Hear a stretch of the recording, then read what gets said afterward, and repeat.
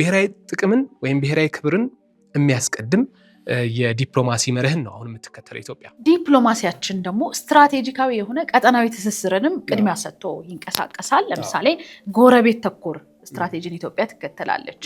ከኬንያ ጋር፣ ከሶማሊያ ጋር፣ ከደቡብ ሱዳን ጋር የኢኮኖሚ መሰረተ ልማቶች ትስስር ፈጥራለች እና በዚህም ደግሞ ቀጠና ወደ ጋራ ገበያነት እየተቀየረ ነው ያለው። ስለዚህ ኢትዮጵያ የሆነ ቦታ ላይ ብቻዋን አልተቀመጠችም፣ ብቻዬን ልደግ አላለችም። ዊን ዊን እንዳልነው የጋራ ተጠቃሚነት ስለሆነ ቀጠናዊ ትስስር ፈጥራ በተለይ ከጎረቤት አገሮች ጋር በዚህ መልኩ እየሰራች ነው ያለች። በጣም አሪፍ።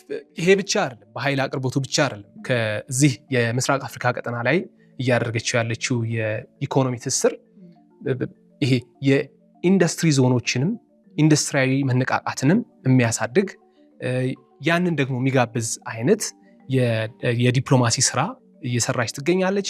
እንግዲህ ኃይል አቅርቦት ስንል የኃይል አቅርቦት ይቀርባል።